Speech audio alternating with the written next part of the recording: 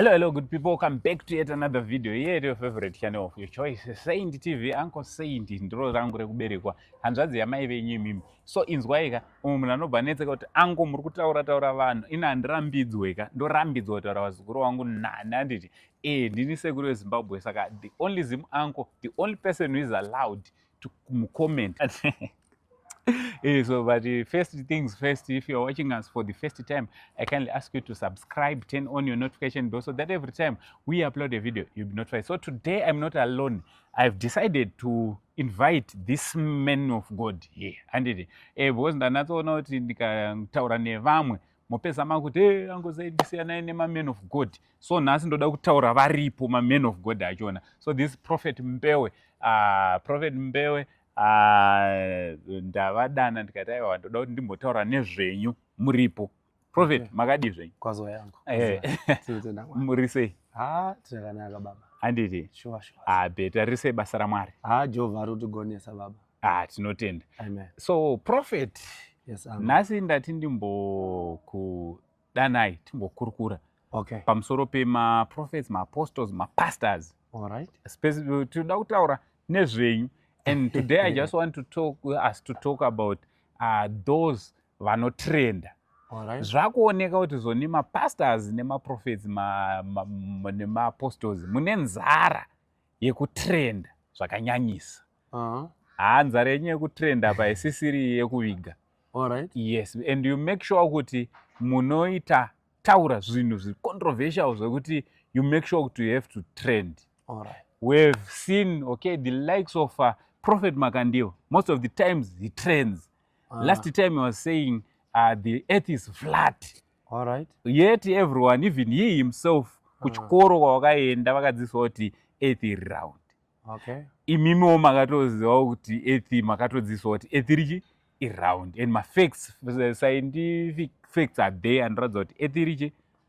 Tichibva ipapo zvakare, we've got pastors like Apostle T.F. Jones, Talent Farai Chiwenga, who is always crashing on other preachers. Paanoparidza about Jesus, padiki, than paanenge achingoataka some other, so his fellow preachers. All right.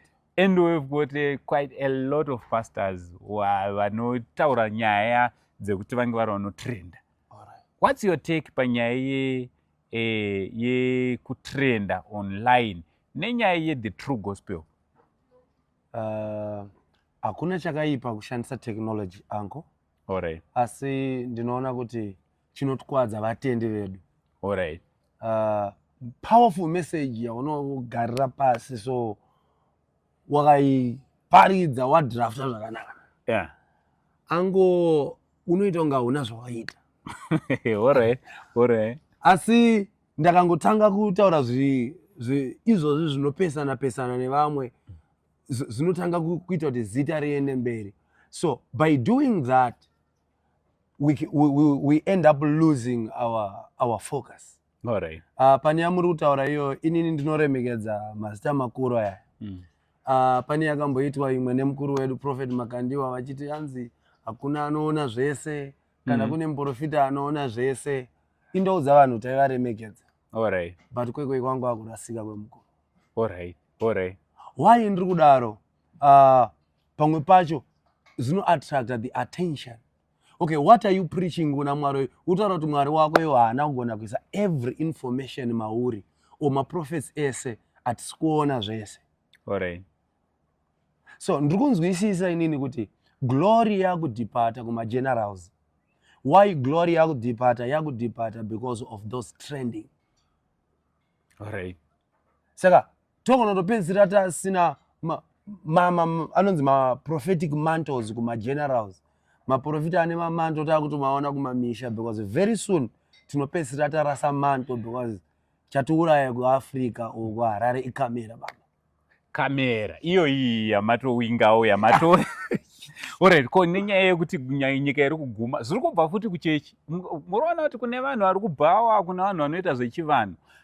Havafe vakataura nyaya dzekuguma kwenyika, havafe nyika inoi the only people who from generation to generation vamisleader vanhu nenyaya yekupera kuguma kwenyika. If you remember very well 2000 a lot of people vamwe vakatotengesa pfuma dzavo vanga vaunzi nani vangaudzwa nemapastors kuti aiwa nyika iri kuguma muna 2000 izvezvi kune vamwe futi vari kufambisa shoko rekutoti pandori nedheti rekutoti hanzi chakachaya. So musirimi here muri kumislida vanhu, hamusirimi here muri kurasisa vanhu semapastors, and munotowo kudii, and how do we define kuti this man of God, this man of God, what he is saying is the truth or is lying? Baba zvinonetsa kusiyanisa muprofita wechokwadi newenhema, isouti yewaiti neshuga yewaiti. Correct. Zvokuti unogona kungoisa uchifunga kuti zvichatapira zvovava. Correct. Asi pamwe pacho mweya wokunzvera matiri unofanira kushanda. Kune nguva baba yekuti unopesera wakaona kuti uyu mukuru wangu but iconfidence yakutaura, uyu mukuru wangu apa imari yakutaura, uyu mukuru wangu knowledge yakutaura yekuti nekuti munhu atravela in different countries, we can see that yes we are seated. Alright. Saka ndiri kunzwa muri kutaura nyaya yemweya wekunzvera, but ini ndiri mwana ka mweya wacho wekunzvera handisati ndanawo.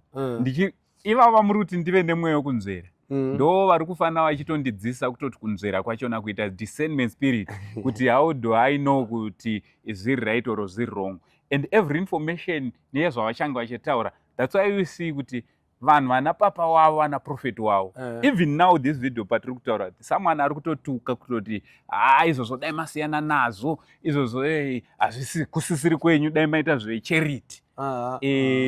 Ndo zvavanenge vachinyora comment section. Those are the same people vana papa wavo vanenge ataurwa kunzi zvizvi kuita izvi kana zvatine tichidiscassa kuti ndizvo here kana kuti hazvisi. Saka muri kuti kudii nenyaya discernment spirit pane mumafundisi akadaro ini nezera rangu ndichiri mudiki pamwe. Kuend time kunonzi in the last days I will pour out my spirit, your sons and daughters will prophesy. Saka season yatasvika haichada a powerful prophet, yakuda ma-powerful sons. Alright. Saka takangoita season yatasvika haichada mutendi anongotemba kuti kuchechi kwedu prophet wedu ane moto. Season yatasvika haichada a powerful prophet, yakuda ma-powerful church members. Alright. Because isusu vacho takatrustwa naMwari, we have lost the mantle. We are now going somewhere. So we are in a season where we can see even God can now trust church members more than the giants. Alright. But muri kubvumira nene here kuti nyaya yekubrainwashing chaiche mumachurches irimo. Tina magenerals nevamwe vatinoti magenerals nema-so-called generals, of course tichitoona kuti vakatorasa resi yavo, they are now vatova mune mumwe mujawo uri different nemujawo wepamuchinjikwa. Muri kutenderana nene here kuti those with their personal intentions, they are now using the pulpit to brainwash people so that people can do what they want. Yeah. I believe that one is a strategy ya devil yakashandisa yokuti inouya sestrategy yokuti chechi isimuke, but takazotarisa strategy yacho yatashandisa tozoona kuti we have lost the direction from God. So Satan akauya achiti istrategy yokuti tisimuke angu. Alright. But titorasa direction yaMwari. Alright. Yeah. Saka muri kuti chipetsedu panyaya yesocial media nenyaya yenzara yekutrenda, because tiri kutoziva kuti mukomana kana kuti vakomana mukaona amboti zizi ane hombe ari kuda kuvhura ende anotozouya achivhura hombe. Saka muri kuti wokudii nenyaya yekunzara yekutrenda? Indirongoti pamwe pacho kunzi a great man of God pamwe pacho hakuzozivikanwa. Alright. Yeah, that can be our challenge kuti munhu anogona kutova a great man of God ari pakona pake asingatotrende achirana the mandate of God but is recognized. Let's talk about Noah. Noah akangoseva family yake and is recognized as a prophet. Alright. Angane mhuka chechi nemhuka baba, but atonzi muprofita. We talk about John the Baptist. John the Baptist aiparidzira muwilderness, aisapindira muCBD, but he is recognized as the great prophet of God. So truly pamwe pacho chinototikwadza is that trending. A man of God can be great without trending asingatozikanwa, and yet is being recognized as a great man of God. hanzi unokwanisa kutova munhu waMwari wechokwadi usina nokuziva. Unongori navanhu vashoma shoma vaunenge wakadanirwa kuti unge uri unobatsira. Ameno munofungewo nemashoko atataura panapa, asi ngatitaurewo mune zvakanaka. Handiti ukataura uchifunga kuti unogona kutuka Uncle Saint, handiti Uncle Saint vanogona kutuka ukatozoshamisika, handiti iwe uchifunga kuti unoda kushamisira. So ngatingovewo respectful, topindurawo kuti tinofungei nezvatiri kutaura panapa, because these are the last days. But zviri kuitwa people not vanhu havasi kumisleadiwa here in the name of kuti ava nekuti ndiprofet. Hatisi kumisleadiwa here nekuti vakamira pavanenge vachiti paouta. Ndoda kuti tizombotaura futi neouta. Outa ndopaipa pulpit here kana kuti kana kuti outa it's a different thing. Tichazoitaura nyaya iyoyo, because munhu akamira paipa anobva ati ndakamira paaritari yaJehovha. Ipurupeti yakatogadzira sorry yenyu baba, ipurupeti from Uncle Saint, the only Zim uncle na Prophet Mbeu. Thank you so much, man of God. Tinotenda Mwari. Much love and God bless.